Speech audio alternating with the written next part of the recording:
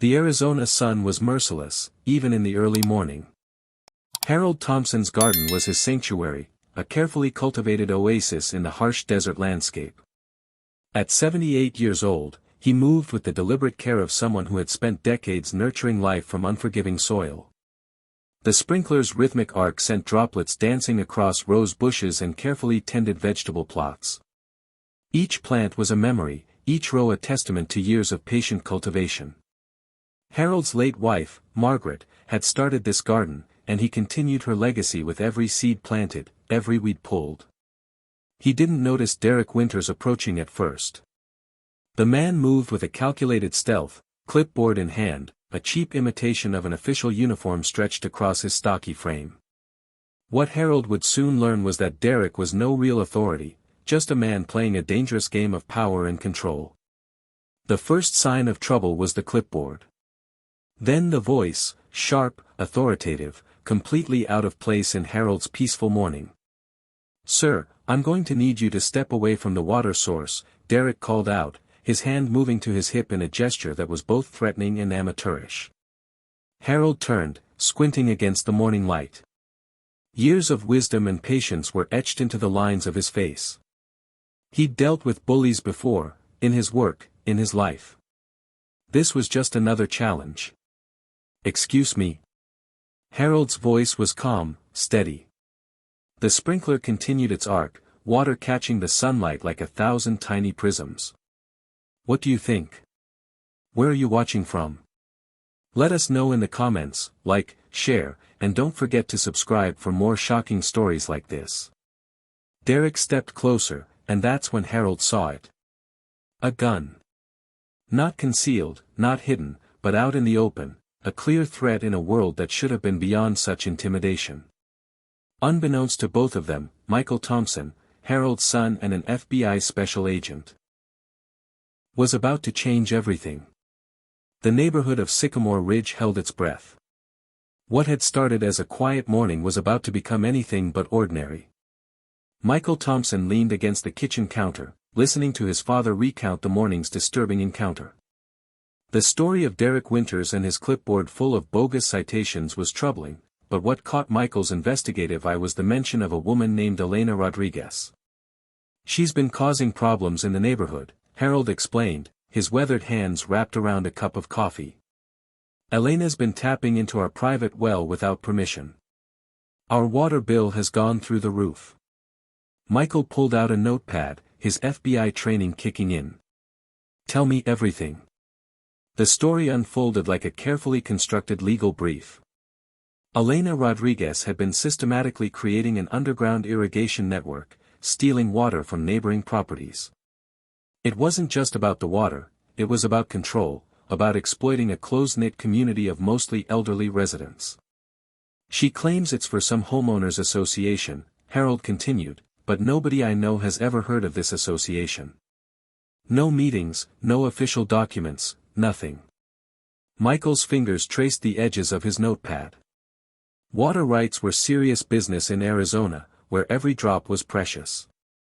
What Elena was doing wasn't just unneighborly, it was potentially criminal. The private well was a lifeline for the Thompson family. Installed decades ago, it had sustained their garden through countless scorching summers. Now, Elena was siphoning water without consent, causing significant damage to both the infrastructure and the community's trust. "How much extra are you paying?" Michael asked, already calculating potential evidence. Harold slid the water bills across the kitchen table. The numbers told a stark story. Water usage had increased by nearly 60%, with costs skyrocketing from $60 to over $250 per month. "It's not just us," Harold added quietly. "The Rodriguezes, the Martinez family, everyone's experiencing the same thing." Michael recognized a pattern. This wasn't just petty theft, this was a systematic scheme targeting vulnerable residents. His mind was already mapping out potential investigation routes, tracing the legal implications of Elena's actions. "I'll need documentation," Michael said. "Every bill, every communication, every piece of evidence you can gather." The Thompson family wasn't one to back down easily. They had roots in this community as deep as the water pipes Elena was illegally tapping. Harold had served in the military, Michael was an FBI agent, and they understood the importance of standing up against injustice. As the morning light filled the kitchen, a plan began to take shape. This wasn't just about stopping Elena Rodriguez, it was about protecting a community, about ensuring that those who would exploit the vulnerable would be held accountable. Michael made a few discreet phone calls. His colleagues at the FBI would be very interested in this developing situation. Water theft, fraudulent HOA claims, potential elder harassment, these were serious offenses that went far beyond a simple neighborhood dispute. "We'll handle this," Michael reassured his father. "But we need to be smart. We need evidence." Harold's eyes twinkled, a mix of concern and the hint of a fighter's spirit. "We've got a fight on our hands," he said, a statement both of fact and defiance. Outside, the sprinkler continued its steady arc, water dancing across the carefully tended garden, a silent witness to the brewing storm of community resistance. The harassment began almost immediately after Harold's confrontation with Derek Winters. The citations started arriving like clockwork. Absurd, meticulously crafted documents that would have been comical if they weren't so deliberately malicious. The first citation arrived in a crisp white envelope, bearing an official-looking letterhead for the Sycamore Ridge Community Association, an organization that existed only in Derek and Elena's imagination. Michael examined the document carefully, his FBI training picking up on the subtle signs of forgery. "Your American flag is positioned at an inappropriate angle," one citation read, citing a non-existent bylaw about flag placement. The document claimed a violation of patriotic display guidelines, complete with a fabricated section number and detailed description. Another citation targeted Harold's lawn sprinkler. "Excessive noise pollution detected," the document proclaimed, citing a fictional ordinance about water distribution equipment. The fine was set at $250, with a threat of further legal action for noncompliance. Elena Rodriguez had become expert at creating these documents. Each one was designed to look official, to intimidate, to wear down the resistance of elderly residents who might be less likely to challenge such claims. Harold brought each citation to Michael, who began building a file. Each document was a piece of evidence, a thread in what was becoming a complex web of harassment and fraud. The neighborhood began to whisper. The Martinez family had received similar citations.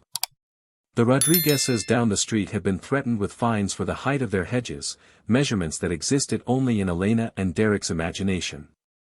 "They're targeting the most vulnerable," Michael observed, spreading the citations across the kitchen table.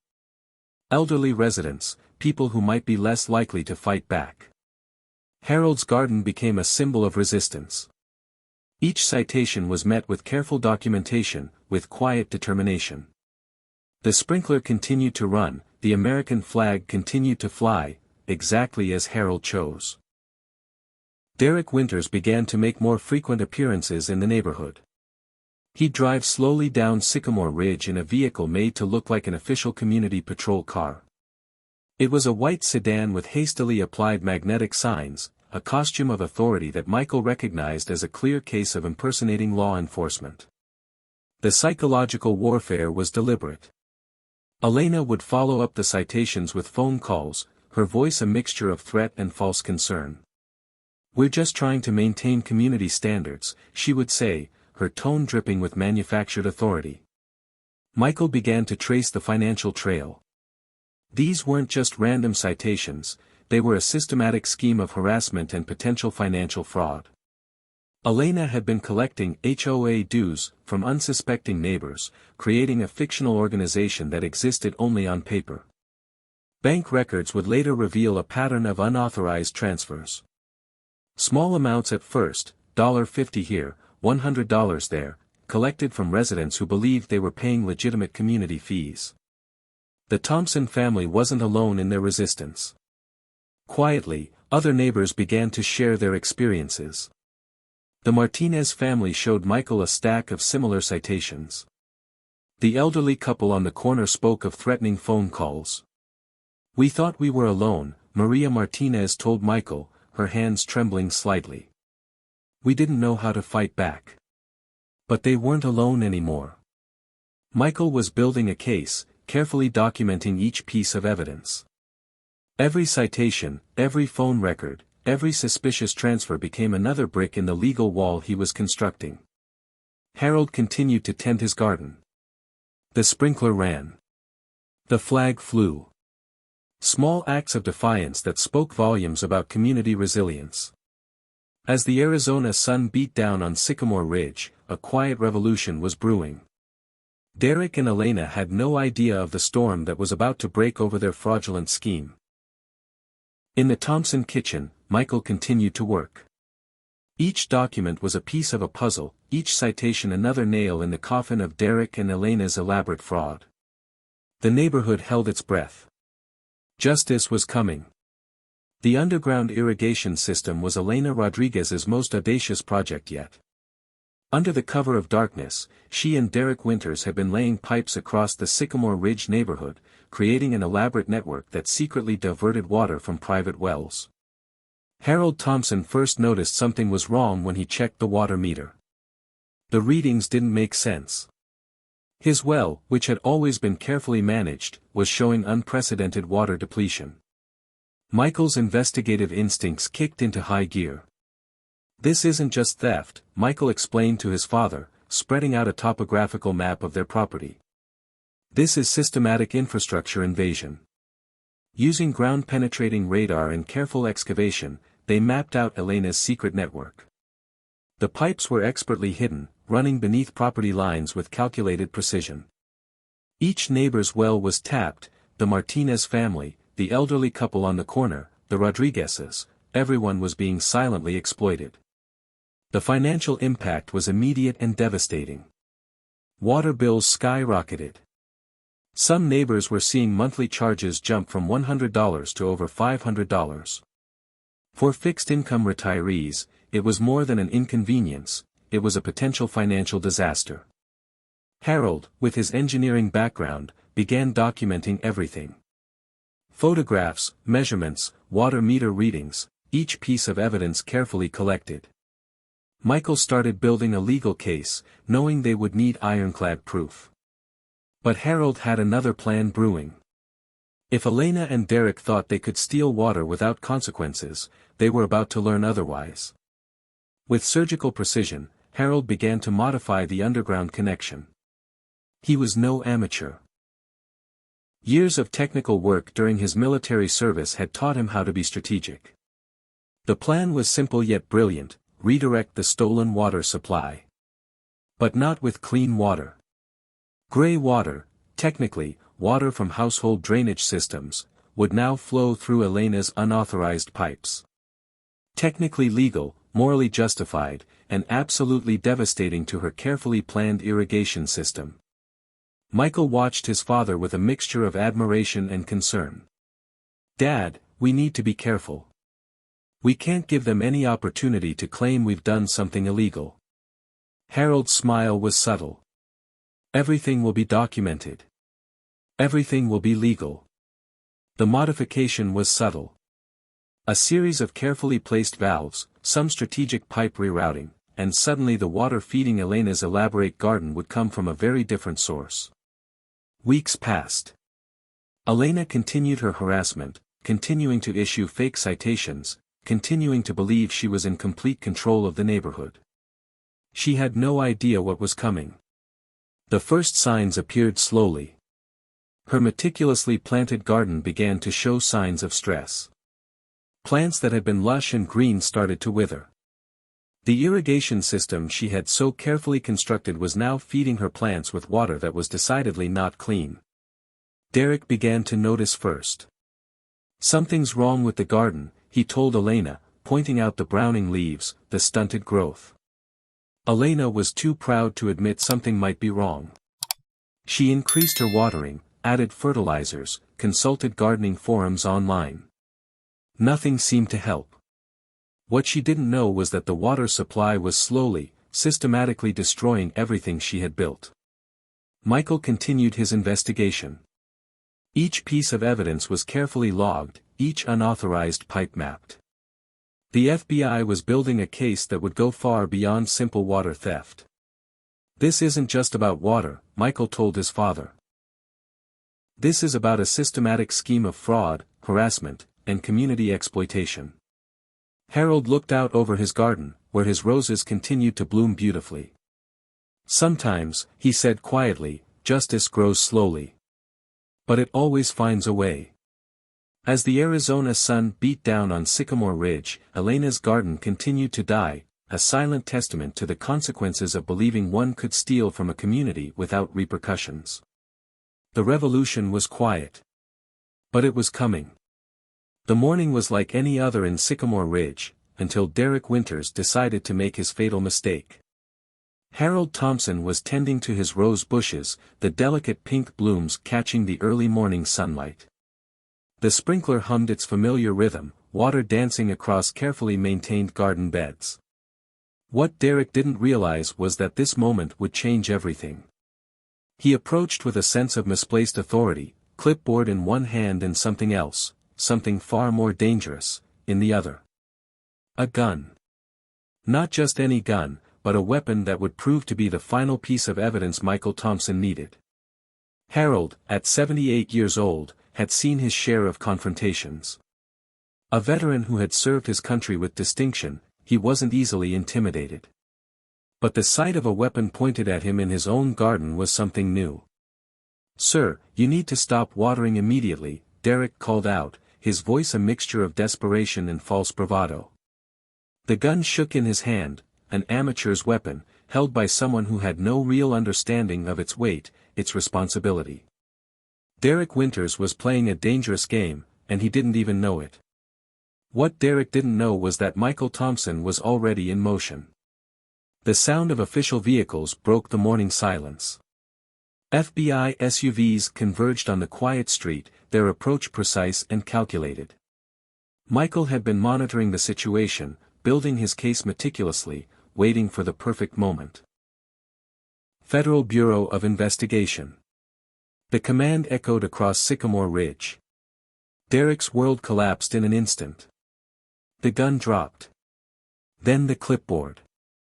Then Derek himself, as trained FBI agents moved with practiced precision. The neighbors watched in stunned silence. The Martinez family, the elderly couple on the corner, everyone who had been terrorized by Derek and Elena's fraudulent scheme, saw justice arriving in real time. Michael moved with the calm efficiency of a seasoned FBI agent. "Derek Winters, you're under arrest for multiple violations," he announced, reading out a list that would make even the most hardened criminal wince.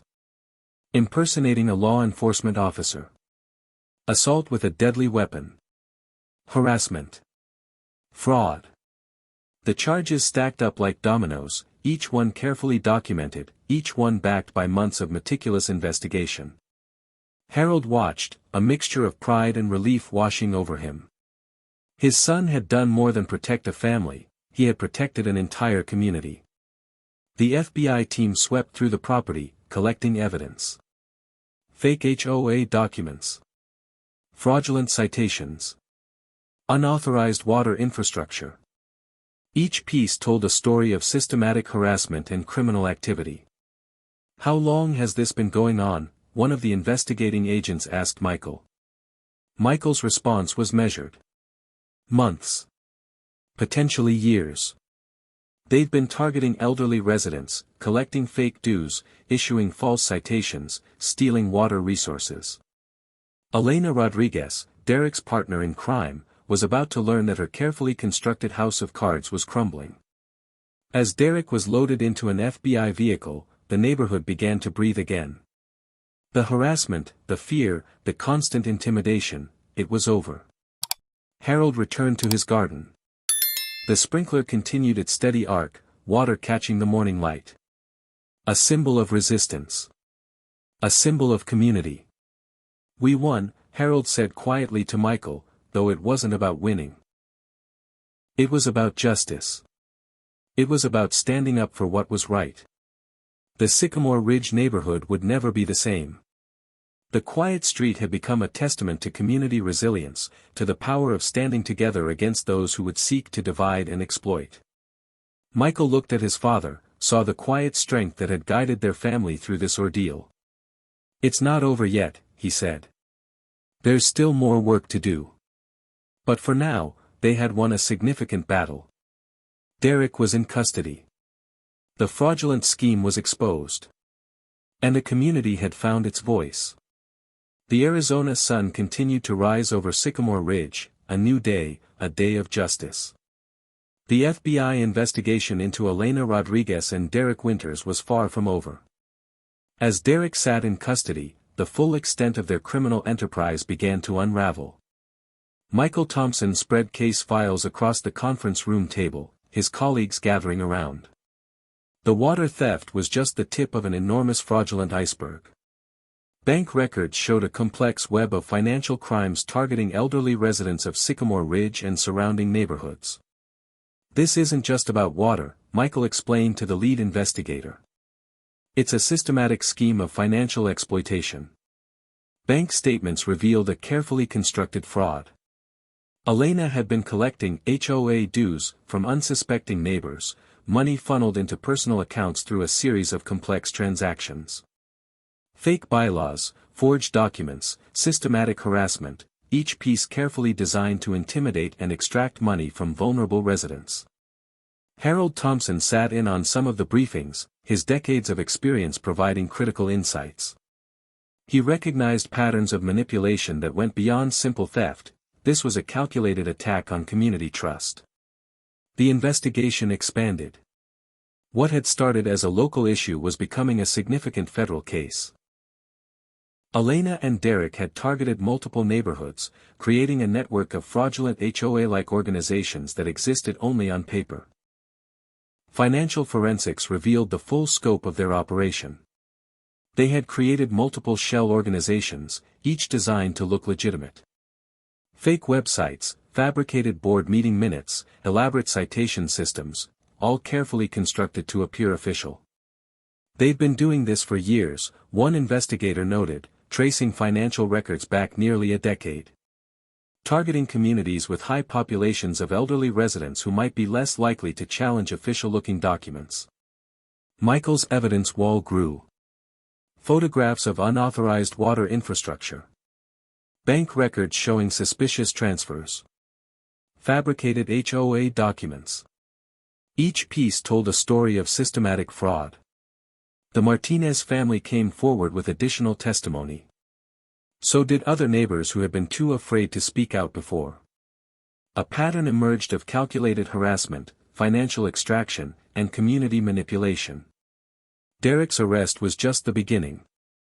Elena was about to face her own legal reckoning.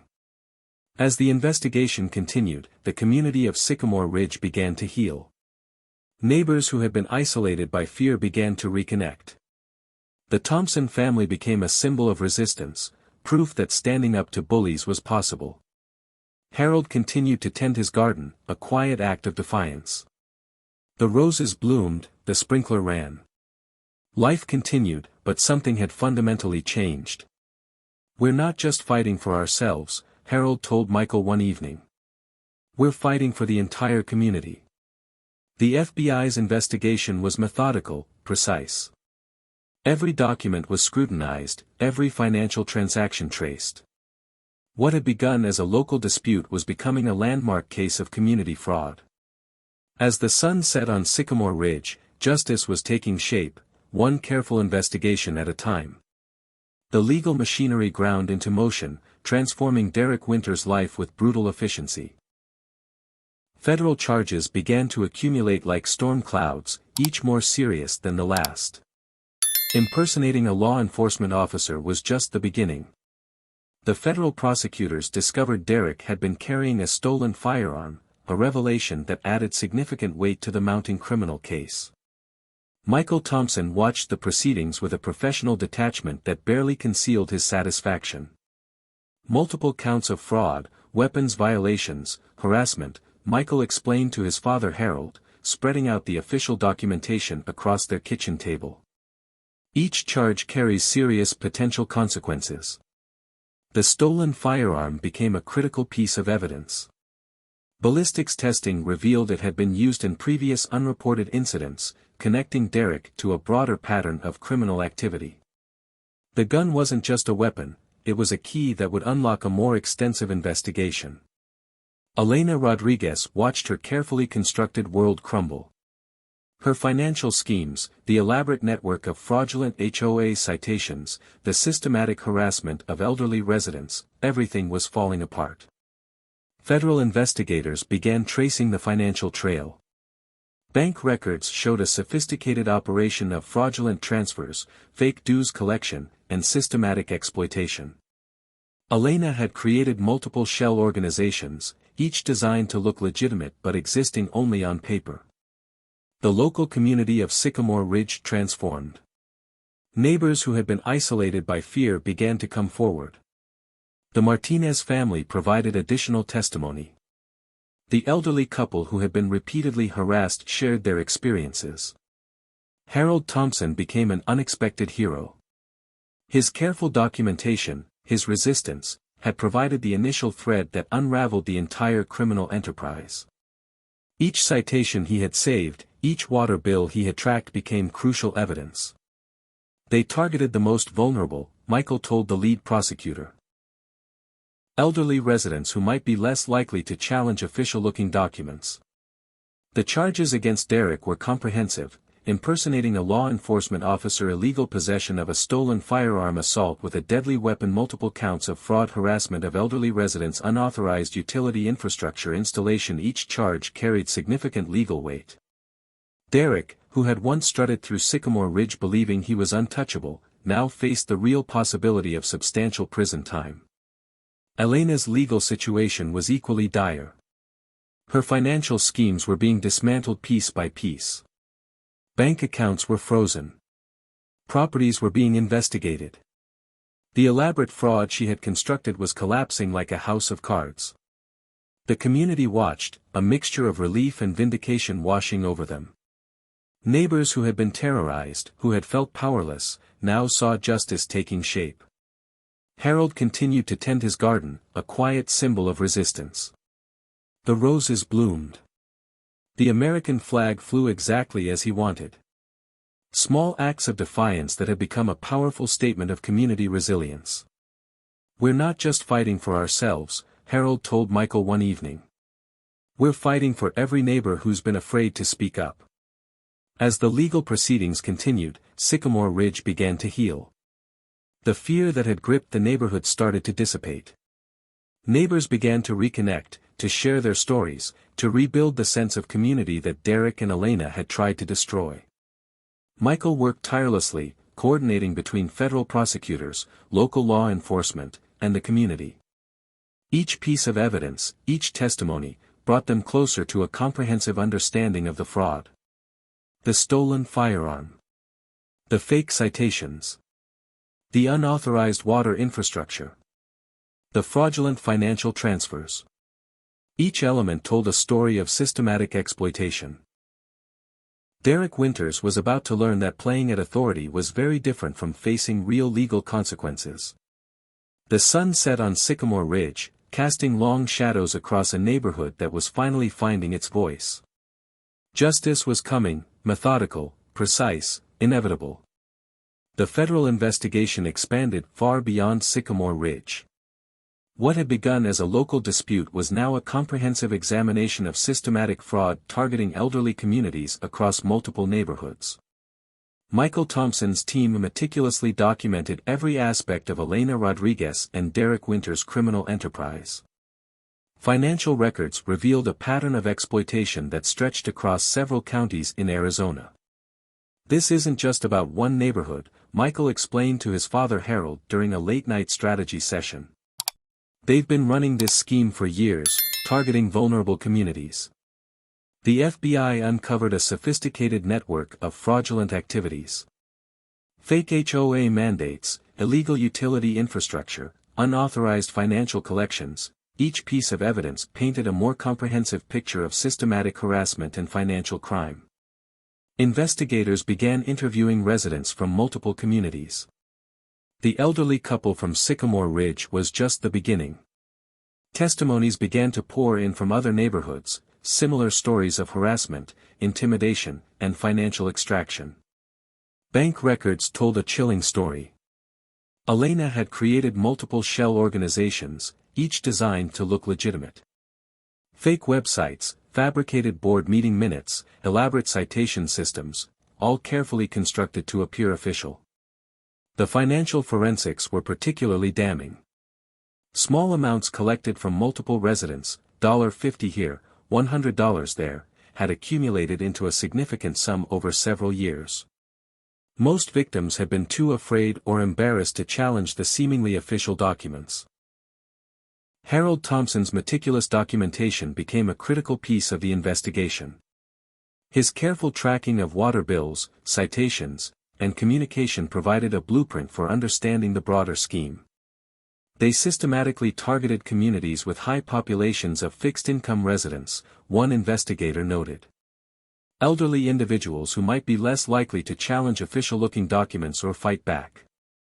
The investigation revealed multiple layers of criminal activity: fraudulent HOA organization creation, illegal utility infrastructure installation, unauthorized financial collection, systematic harassment of elderly residents, impersonation of law enforcement, illegal weapon possession. Elena Rodriguez's network was more extensive than initially believed.